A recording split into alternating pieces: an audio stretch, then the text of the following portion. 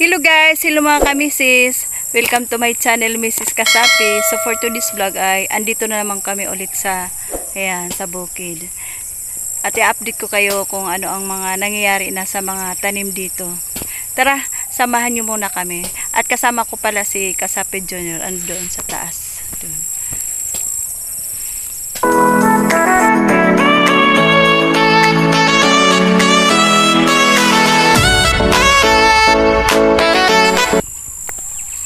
Ayan, meron dito na mga ayun, lalaki na ng mga okra.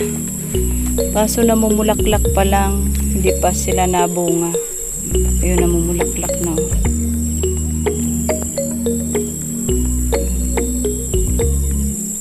Dami na lalaki na ng mga dahon Ayun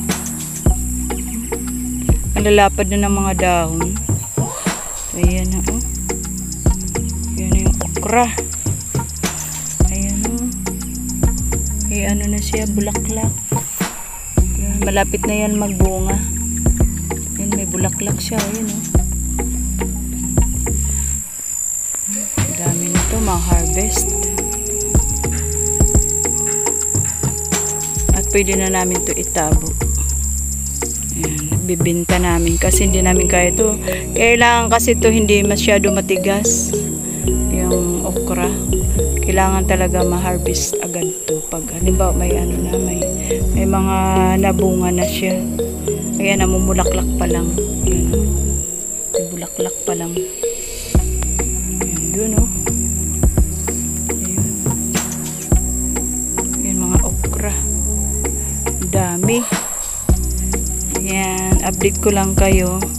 Kasi dati pagpunta ko dito, maliliit pa to Hindi pa masyado malalapad yung dahon. Ayan ngayon Ayan, malalapad na ng dahon Lapad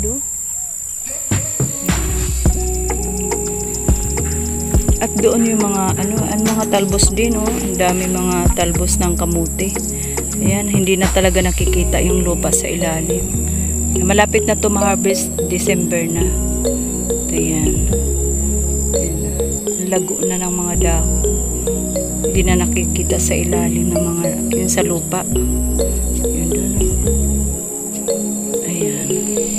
At titingnan natin doon yung mga iba niyang mga tanim. Kasi meron siyang mga tinatanim na mga kamuting kahoy.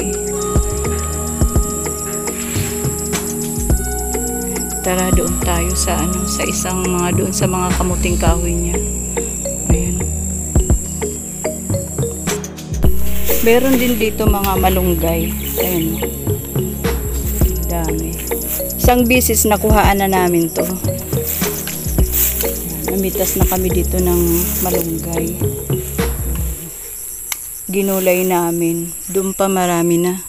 Maraming malunggay pagkukuhaan. So kasi si Kasapi busy doon. Nagpuputol ng mga kamuting kahoy. Dahil meron siya mga nagbungkal ng mga dami mayroon ng mga may mga bago siyang tanim. Ang bilis lang siyang ayun mayroon na dami mga niya hanggang doon. Ang dami. Yan, lagi siya araw-araw dito, umaga at hapon. Mga tanim na yung mga kamuting kahoy, mga bago. Ang dami yung pinagbago. Kasi dati wala pa to dito yung nagpunta ko dito. Ayan, mayroon na mga tanim. Mayroon na nga siya, tumutubo na yung mga kamuting kahoy. Ayun, aso namin, isa na lang. Yan. Wala ka ng kabanding yo. Ayan, mayroon na bagong mga Yun siya nagtatanim. Luwag na Ang galing Ayun. Yan yung mga bago niyang pinagkakaabalahan niya dito. Nagtatanim siya ng mga kamuting kahoy. Ayan. Ayan siya. May mga na tumutubo na. Doon hanggang doon pa yun. Yan, update ko lang kayo. Kasi ilang mga, siguro mga 2 linggo na akong di na kakaakyat dito sa bukid. Ang daming nagbabago, ang daming pinagbago. Mga tanim na oh. Ayan siya oh. Busy sa pagtatanim ng mga kamuting kahoy. Ayan. Kami sa buhay bukid, buhay probinsya. Magtanim at magtanim. Ayan. Dito tayo. Dito tayo sa ano. Ayan, may mga ano na yan. May mga tanim na. Ayan. May mga kamuting kahoy na nilagay niya. May mga tanim na yan.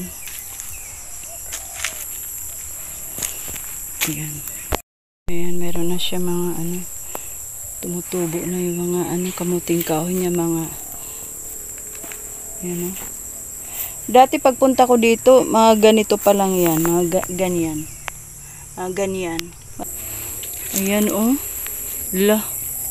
Ang tatangkad na ng mga kamuting kahoy. Ayan o. Hanggang dun sa taas yun doon. Ang dami. Dami niya mga kamuting kahoy. Siguro mga ano pa to maha-harvest. Mga simula yun mga 4 na buwan pa. Doon mga tanim niya. Puntahan natin si Kasapi Junior. Yun siya oh. Tatanim siya ng panibagong kamuting kahoy. Doon siya. Mga ano siya. Yung mga yan, mga binungkal niya. Ano ba yung uyo? Tapos aso na naman oh. Tingnan mo oh. Yan siya oh. Yan. Shout out. Sipag-sipag yarn. Ang dami mo na palang mga tanim. Ngayon ko lang napansin kasi ilang linggo din ako hindi nakaakyat dito. Ang dami mga ano oh. Ang dami pinagbago. Doon wala pa dati yan oh. Tsaka tumutubo na oh. Kakatuwa. Yun siya oh. Yan, tinatanim na niya yung mga ano, tinutusok yung mga kamuting kahoy. Ayan o. Yan, tinutusok niya. Bago na na.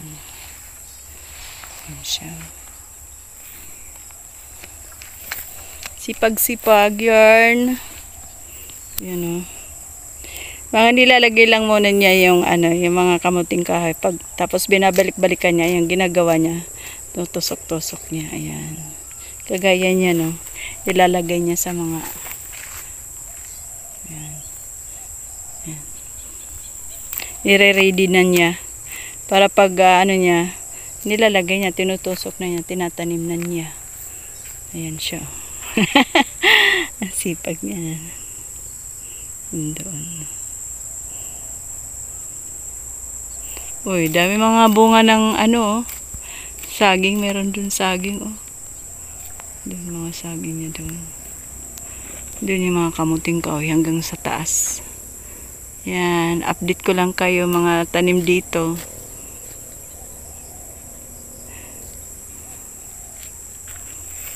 Yan siya. Nagsipag magtanim yan.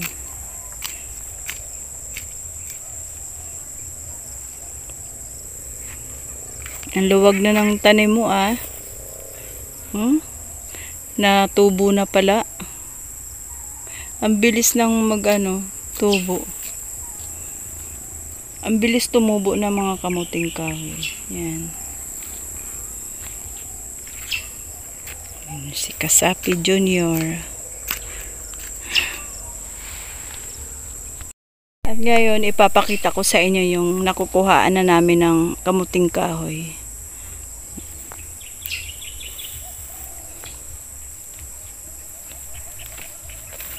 Dito tayo.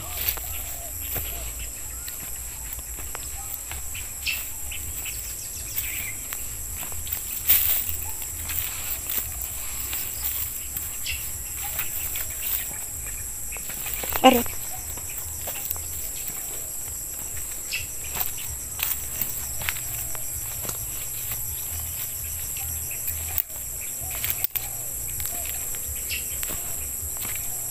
May buko dito, oh. Pa, may buko dito, biakin natin. May buko dito, biakin natin. Bukod dyan, oh. Ayun yung kamuting kahoy na pwede na namin makuhaan. Ayan. Ayan, araw-araw siya kumukuha dyan ng kamuting kahoy. Ayan, doon. Doon yung kamuting kahoy. Pwede na yan ma-harvest. Ayan. Luwag yan hanggang doon pa yun sa likod. Ayan.